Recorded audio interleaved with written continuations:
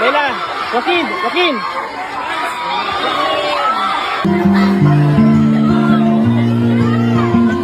Hi, Kristan. Kristan Lolo. Hi, Princess. Hello. Hi, Bigil. Hello.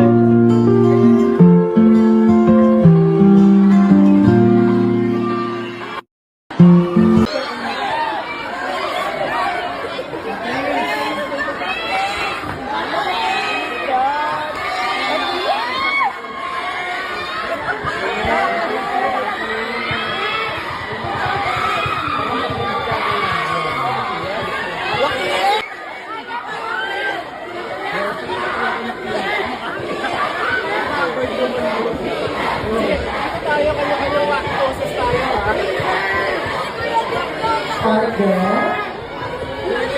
Order. Order po. So, ang tatangin chairs dito, 22 chairs po. 22. Ito po.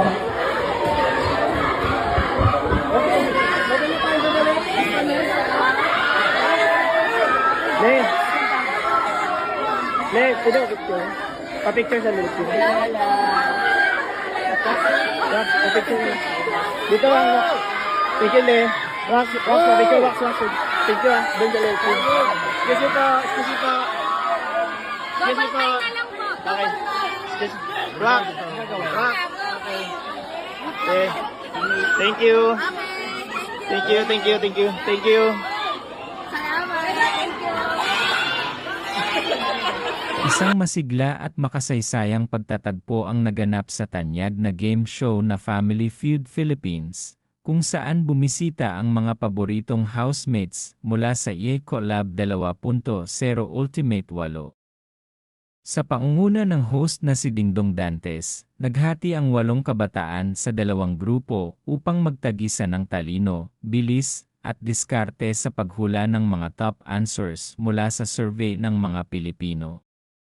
Suot ang kanilang mga stylish na casual outfits at may mga name tag pa na nagpapakilala sa bawat isa, baka sa kanilang mga mukha ang halo-halong kaba at pananabik habang nasa ilalim ng makukulay na ilaw ng studio. Narito ang 2 koponan na nagharap sa entablado, team nina Joaquin, kasama sina Ashley, Lila at Caprice, na nagpakita ng matinding focus at pagkakaisa sa bawat round. Team nina Hef, kasama naman sina Crystal, Princess, at Miguel, na hindi nagpatalo sa kulitan at mabilis na pagpindot ng buzzer.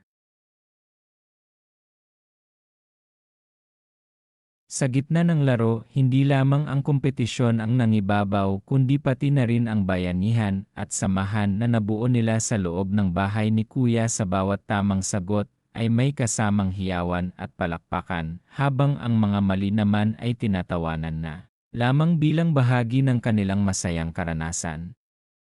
Ang pagkakataong ito ay nagsilbing reunion para sa mga fans na sabik silang makitang magkakasama muli sa telebisyon, na nagpapatunay na kahit tapos na ang kanilang laban sa iyo ay patuloy pa rin